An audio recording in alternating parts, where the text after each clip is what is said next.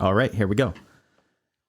This week we're talking about the future of education. Ooh, ooh, ooh, ooh. I can't believe I just did that.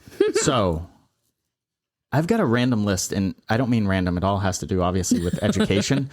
A list of notes here, and it's not in any particular order, but it was just a brain dump of my thoughts on education, where I think things could go, where I think things should go, and where I think things are inevitably going to go. I think it's a fun topic, and I think it's something to explore to get people's minds thinking differently, maybe. Yeah, I think it's a really cool topic. I think education gets a bad rap in a lot of ways, and I think we could fix that. I think education, obviously, it starts with school or an apprentice, I'm rare, master sort of role. Most often school, right? Most often it's school. And that's limited because you have a board, and I get it. So you have to teach the people need to be able to pass the test, which is a specific book. And I've had people reach out from across the country, all the way across the country. I've had people reach out who are like, why are you anti-license? And I've been also asked, like, what would that do to the schools? Like, that's not fair. And I'm like, schools wouldn't have to go. It would make schools fucking awesome. Yeah. It would make schools they could be just able teach to the skill. Choose what they want to teach. It would make schools so that they could choose the books they wanted to work from, or they could choose whatever. I think it would offer a way for schools to become unique, where they could all sort of stand out. What do you want? Do you want to just go through the traditional route? Well, this is a school for you. Right. Do you want every different learner day one could find a school for them? This is the school for you. Yes, exactly. So that's where I am as far as the license. But I don't want to really talk about licensure. I just want to talk about education and what are we going to see and what are we not? What are we done seeing? I think too. Can I just say one thing? You can say all the things. It's your show. Since you have a board and the schools have to follow the rules from the board, those that are going to school, stop complaining about the goddamn schools. Get through it, do your work, get out, and learn what you got to learn after. I'm so sick of hearing, like, school didn't teach me anything. Okay, well, move on. Well, it's also your responsibility to learn. You have to be actively learning. So stop blaming. I think that, so from the people that we've spoken with, the school I went to, the school that we've had connections with recently, the Voc school that we are, I guess, on a board for now. We are. The people are great. The people want the best. The people want you to succeed. They're not there to hold you back. They're not there to just simply teach you for the test. That's the other thing that you hear. The school only taught me to pass a test. That's not, if that's all you got out of that. And that's a lie, because you came in not knowing anything and you left knowing some new things. That's what I'm saying. And I want to stick up for the people in the schools, because they're trying. I think they're doing great work. I do too. The people we meet are anyway. Yeah. I can't speak for other states. I haven't been there yet. I'm sure at some point we will, because we have another side project that is supposed to meet us with some other people. But anyways, here we go. So one of the things I want to see gone is this watching as a standalone form of education. Yes. And I like to emphasize the standalone part. Yeah. So it's, if you're watching someone work, it's very difficult in the beginning to pick up on really anything. Absolutely. Now, is there value in watching? Yes, there's value in watching. That's not what I'm saying. What I'm saying is I can't count the times that somebody's come in either for a job interview or just a chat or whatever that will say to us, the education where I am is just we watch whoever's busy. Right. Well, the person that's busy is working at speed, meaning they're working at their normal full speed that they work at. And if you're trying to learn, that's too fast for you to learn from. Unless you already know what you're looking for. Right. And odds are, if you're trying to learn from them, you don't. Right. So I don't get why we still see, just say you don't offer education and outsource it. You can outsource your education. So there's one thing that's, I don't even know if that's in my notes, but let's see that. Let's see some outsourcing of education. I actually just got offered, a salon went through the distributor because they have some new people and they can't do the education. So they asked if they knew someone, and through the distributor came to me and was like, I know you do a ton of education. Would you go in there and work with them? Like, I said, yeah, sure. So I do think this is starting, but it's the salons finding the right network of stylists that are willing to come in and teach their staff. Yeah, interesting. So that just happened. And that's because I've run some of our own haircutting classes and stuff at Hello. Right. So she's like, I know you do this. Do you do it for other salons? And I'm like, sure. I mean, I would love to. And she was like, what does that look like? And we just talked some price and some like light stuff. But it would be fun to go and help other salons do the education part that they maybe cannot offer. And there's nothing wrong with realizing like that's not your specialty and you don't enjoy doing it and you outsource it. Dude, not everyone is an educator. That's like saying everyone is a manager. Everyone is a leader. Everyone is a public speaker. No, everyone's not everything. Right. If you're not into education and you just don't feel like doing it, don't do it. Right. But figure that out. If you're in a leadership role and people are looking to you for education, provide it. It doesn't have to be yours. Ask the right question to the right people and figure it out. And it doesn't take away from your knowledge. No. If you just don't vibe with educating, I don't like standing in front of people and teaching. I personally do. But if you don't do it. It doesn't mean you're less. No, it means you know how to find the right people to do it. Yes. That's all. That's like, delegating. Yeah. That's smart. I think these two things go together, but so we've got to get in repetitions, and the repetitions need to be high quality. Mm-hmm.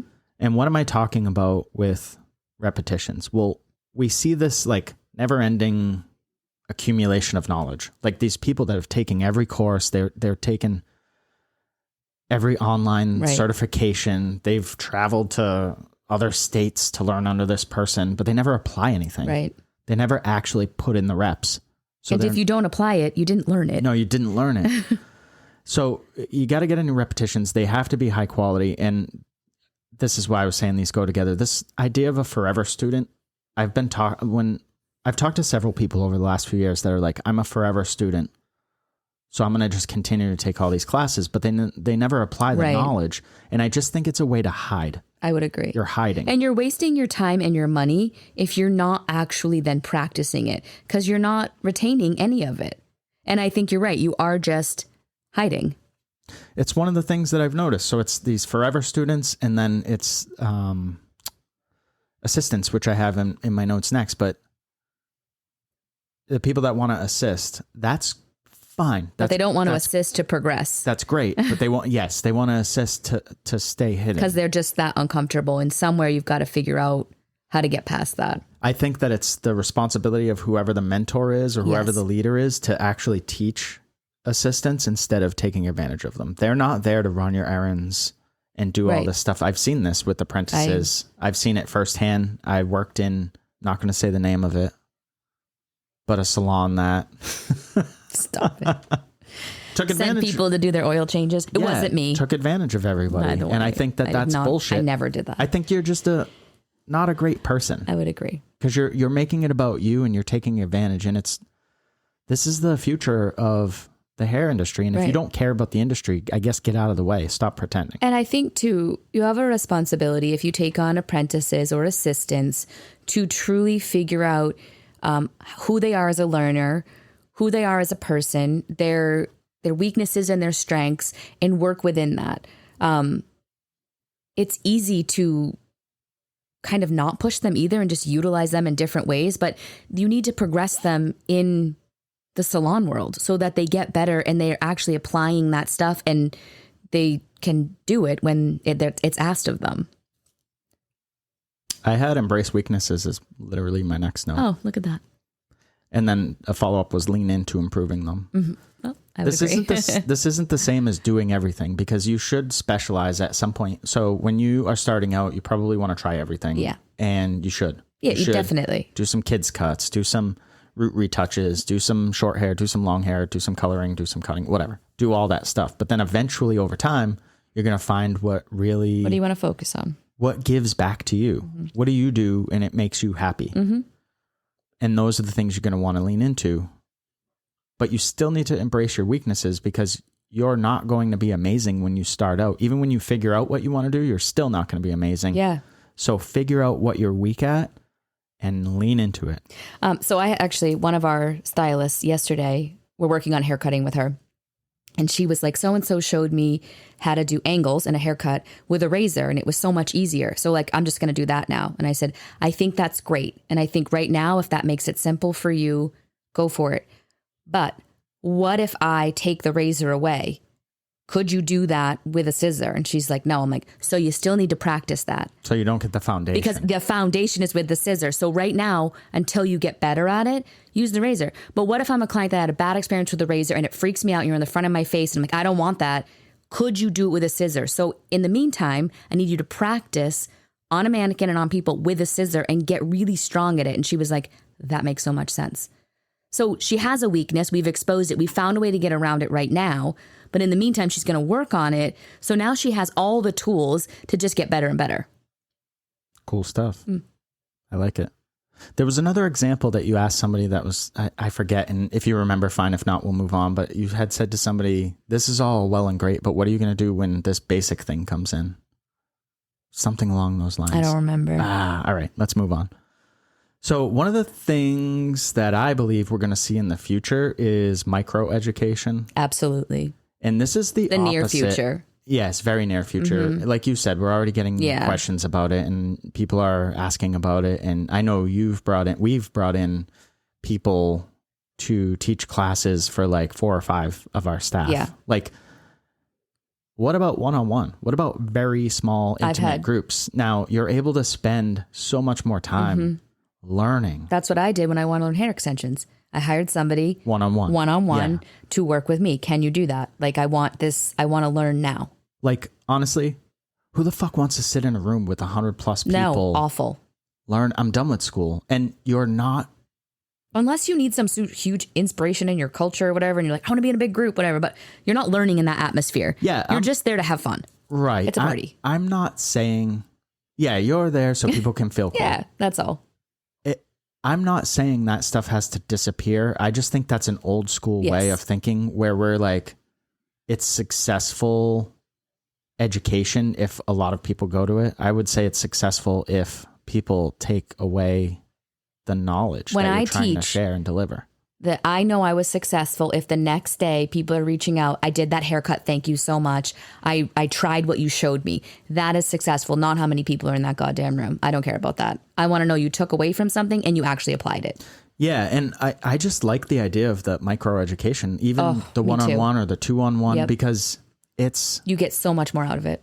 Yeah, even if it's 2 educators and 1 person. Like, imagine that. Yeah. Think of what you can accomplish. So if you do some education, if you're an educator, you want to call yourself that, whatever, think about how much more effective you could be one-on-one with people. You could teach or attempt to teach 100, I'm just using 100 as an arbitrary number, but a room of 100 people, but how many of them are actually taking what you're giving and then applying it? Right. Now, if you work one-on-one or in a small group, 1-on-3 or whatever, how many are going to apply that knowledge? 100% of them, because you're going to make them apply it right then and there. Right. You have all the time. Yes. You can do it. When I first started out at my first salon and I knew I wanted to get better at cutting and coloring, I found a mentor in that salon and we worked together every Friday for I don't know how long. And I just brought in models and I learned so much in that couple months of my career that it put me so far ahead of people that were at my same level. But I put in the time and I was willing to accept the constructive criticism and I was willing to expose all of the weakness I had and I wanted to build strength. It's great. And that was the beginning of my career. So imagine now you find educators that are willing to do that like they could just take you so far. Yeah. The other thing you can do as an educator there is to charge a premium for that because you can guarantee that these people are going to learn. It's not just about number of ticket sales anymore. Right. I think that stuff's gone. I think it's a dated sort of practice. Again, do I think big groups are gone forever or should be? No, it's not what I'm saying. Nope. Do I think online groups where there's like 300 people listening to someone talk? No, I think that's an effective, efficient way to get some information out. But often it's a commercial. Right. You're getting different things out of those two different ideas. You know? Yep. The word independent comes up a lot in the hair industry. I'd love to see more independent education. I think that's next generation too. And I think you're already seeing it. I know some people that they do teach for brands and do all that too, but they're doing a lot more independent stuff or marketing themselves independently. And they are kick-ass educators that like, I want to learn what they're doing, not what they're doing under the brand. Like I'd rather hire them personally than have them come in and teach me brand stuff. Yeah. And so with the independent education comes by default less dependence on brands, which is what I wanted to talk about too. Yeah, and, I knew you had that in your notes. And again, I don't think that there's anything wrong with getting education from brands. If you have specific brands that your business aligns with, you should get their education, because I think you should get all the education that you can get. And as a salon owner, a lot of times you're getting that brand education at a less of a cost because you've invested and you're using their products. Right, so you need that. Like it's not everybody can afford to bring in all of the educators they want that year for their education plan. But so sometimes you have to supplement with some of that because of the kickback you get. Right. And a lot of the times the brands, I guess, I don't want to keep saying this, but I don't mean to be offensive. So this is not like anti-brand. You educate for a brand. Mm-hmm. You educate through a distributor that I love those guys. Yep. Then I do independent education too. Yeah. And I'm all for it. I support it. I just want to see less of that and more of people, because I want to see the individuals. Yeah. I want to engage with people and not always a brand. I already know I align with the brand that I brought into the salon because that's why we brought them in. Right. And I know they have great education too, because you do it. Thanks. I do feel like sometimes stuff I've seen in the past is all like showy and whatever. Again, not trying to be negative, but the brands put out their marketing for the year, and then their collateral or their imagery matches that. So they're putting out cuts and colors that match that too, which are not always things that are relatable to your everyday salon life. Yeah, that's where I think you're kind of going with No, not necessarily where I was going. Where I was going is we've had educators come in for like, say, a 6-hour class. And the first hour is them explaining how to like look at things and going through like a glossary and all this stuff. And I'm like, what? Or their life story of how they got there. That's a separate, we'll touch on that. I'm way ahead. So I don't want, like, there was one time someone came in to our salon. We had charts and graphs and all these things. And I'm just like, this is so confusing. Why do we have all this stuff? And every time you would ask, like, how does this apply? Where could I put this in? And they would say, well, we're not doing full haircuts today. We're just doing techniques. I understand, but like, where would I use this technique? And it was like, well, if you go back to how to section, like, you're not answering what I'm asking you. Yeah. That was a rough class. So yeah, for sure. Let's skip ahead to the educators making about themselves, because that's something you wanted to touch on. Well, yeah, I just think like, so when I go into a salon, I quickly tell my story of why I align with the brand and why I'm here today. Which is important. Very much, right? It's, yeah, otherwise why would I be in your salon? And I want you to understand where I came from. But I'm talking as like 10 minutes. But we've been in a lot of situations where someone tells like falling asleep 45-minute of their journey, and it's like a rough, long journey. And I'm like, what is the point of this? Like, I don't understand. Like it's just, I'm here to learn. I want to learn a little bit about you. Don't get me wrong. But my next thing is like, let's quickly go into like, what are we doing today? Yeah. I don't need to know about the tragedy of your life. Like, right. And my time's important. I came here to learn whatever it is you're teaching. It started when I was a vagabond traveling by rail car. It's just too across much. The states. And then you're just there. Is this about you or is it about me learning? Because I came to learn. I should have came 45 minutes late, I guess.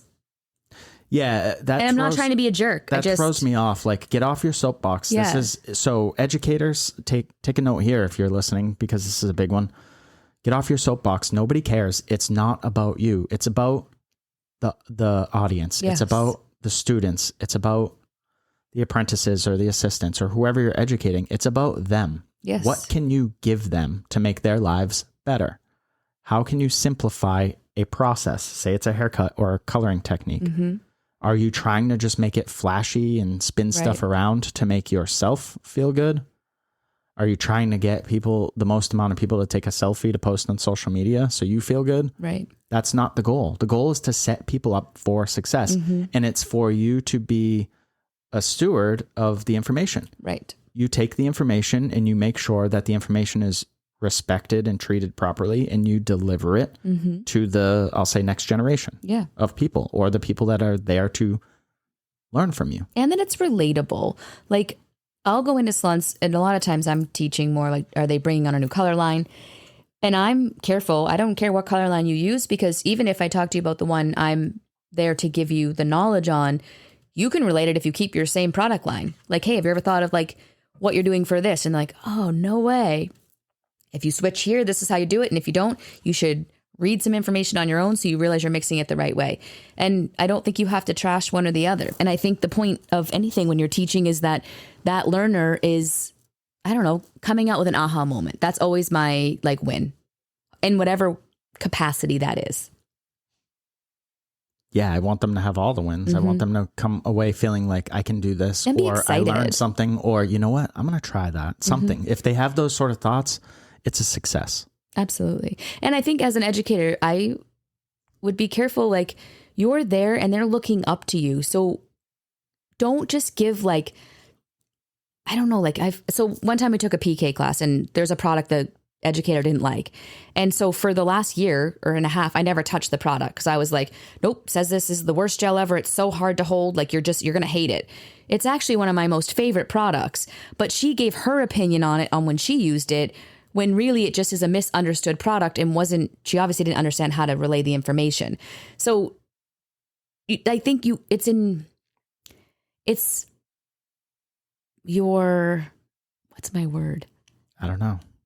Responsibility. Okay. To make sure you're giving like if that's not your favorite product, great, but you still need to give someone how to use it. Not like, don't use this because it sucks. Like, I don't know. And I have people that come in our salon and they give their opinion on things sometimes. And I'm like, I think that was a little bit too what you think of life and not based on what you're supposed to be teaching.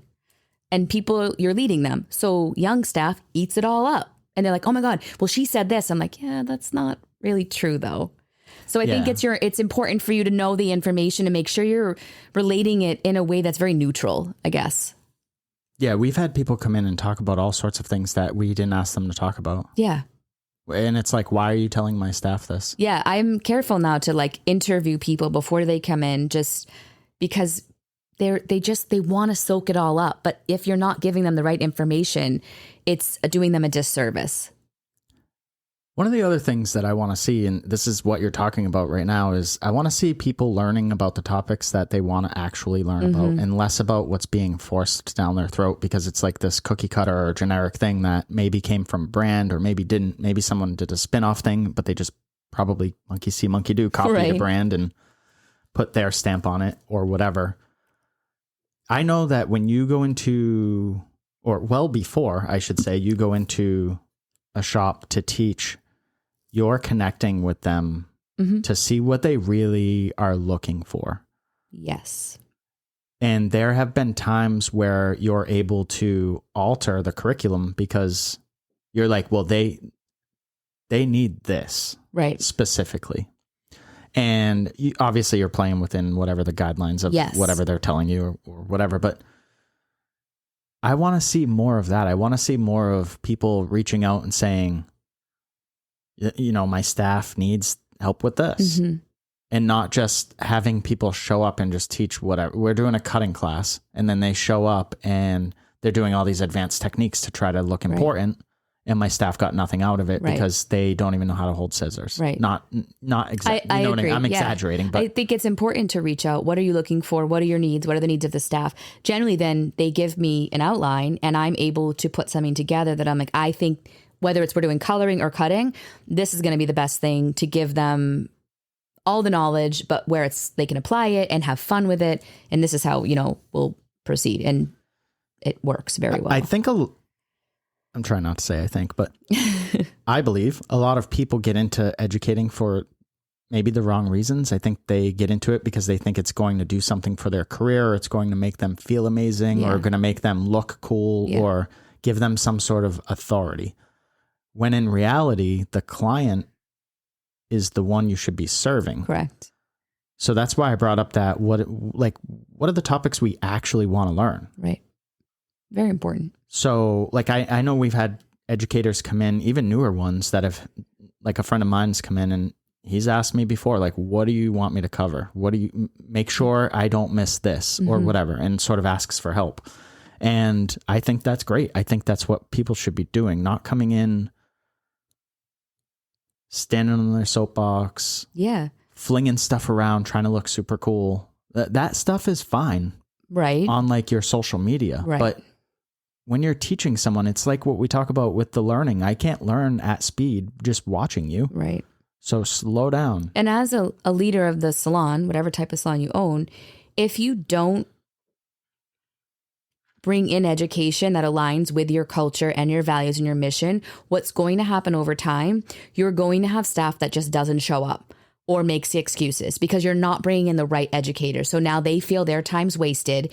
And then as a leader, you're salty because like, I'm bringing in all this education, right? But it's not what your staff is looking for. It's not what the people under your brand need. Yep. So now they're just not there. And that's on you because you're not reading your staff right. You're not feeding it to the culture of what their needs are.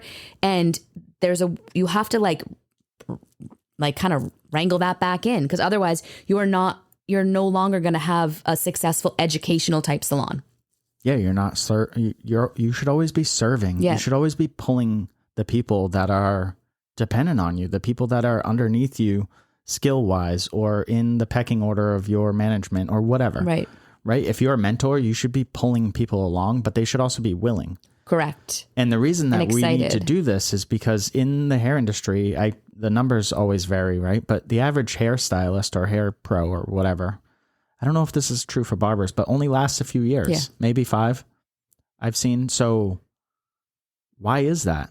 They should have somebody pulling them along. So if you can teach people how to teach, if you can teach people how to reach people and how to pull them along, that's going to go going to go a long way. And it's going to trickle down into the industry, an industry that so many people say they care about, but they're just doing the same things over and over again. And the statistics aren't changing. So it means that we're not doing it the right way. Yes.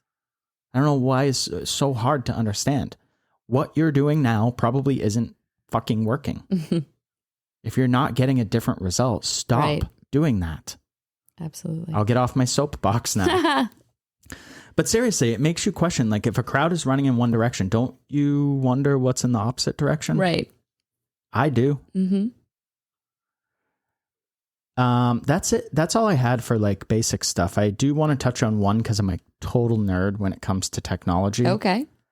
And I mentioned this before and somebody's going to run with it. I don't have the bandwidth or the capital. If somebody out there is listening and they have the capital and they want to start something, reach out because I have some ideas. But I think there's a lot of potential with things like augmented reality. If you don't know what augmented reality is, it's like your Google glasses and you would put on like maybe like a virtual reality, but you're still in your environment. So for example, if I have someone on the other side of the world, or say you have somebody in London, right? London seems cool today. Okay. We actually have some podcast listeners in London. I've been checking out, Marley, our son, likes to see the maps of where the people are listening to our podcasts. And recently we've had some new cities pop up. So maybe we should welcome them. Welcome London. We had Paris. There was another, there was somewhere in maybe Louisiana. Okay. That was new. But anyways, we had a whole bunch of new ones and it's just cool to see the podcast kind of spreading. But anyways, I digress. Augmented reality. So you have somebody in London that's an instructor and they want to teach you a haircut. You plop on your glasses and you have your mannequin. And say you pull the hair up and you're about to cut and you can see their hands come in on your glasses. Oh, wow. And they would say like, oh, hold on, hold this way. See if this helps. Kind of creepy, but cool. I don't think it's creepy at all. I think it's neat. I don't know how far out something like that could be, but I think that would be absolutely amazing, wild. Yeah. If we could do that. Like you have been in contact with a lot of people in Australia because of the brand that you work with. How cool would it be to be in the same room with them, Yeah. Virtually. Yeah. And to have the room be your salon or be their salon or whatever. Super cool. Yeah, I think I'd like that better than the dang Zoom stuff I do. Even to teach that way, it would be super cool because I'd feel more connected. Yes, and Zoom is cool for what it Zoom works for can now. do, but Zoom has limitations. Like you can't. I mean, I can show somebody my hands. I'm only doing like theory through Zoom right now because anything else would be really tricky. That's where it would be practical. Imagine you could walk around a room and you had 2 or 3 people. Yeah. And you were instructing them, and one was in California, one was in New Hampshire, and one was in Brazil. Yeah, super. You know what I'm saying? Yeah. Like, how freaking cool would that be? Very. And I think, again, if somebody's listening, I have ideas. Do I it. Don't know how to. I need the engineering part and the coding and all that, and obviously the gear. But I'll be happy to be the trier outer. Yeah, I don't know why that. Yeah. So, anyways, I get excited about that stuff because I'm a nerd. And everyone's all freaked out about virtual reality. And I saw a thing the other day, like how long before technology's robots here. It's always going to be cutting hair. I don't know, but somebody's got to program those robots. They don't just every time technology takes a jump forward, a whole bunch of people freak out because they're very close-minded. And those people probably back in the day would have been like, "No, Henry Ford. We don't want cars. We're totally happy riding these horses everywhere." Imagine. Like, you know what I mean? Right. But those are the people that would Things sort of are always brush going to off. be changing, evolving. Yeah, exactly. And they need to. Yeah, they need important. to. All right. I think that's all I had. That was my geek out moment. So hopefully you guys liked it. If not, whatever. If you did like it, reach out. I don't know what to tell you. All right. We'll talk to you next time. Thank you. Thanks, everyone.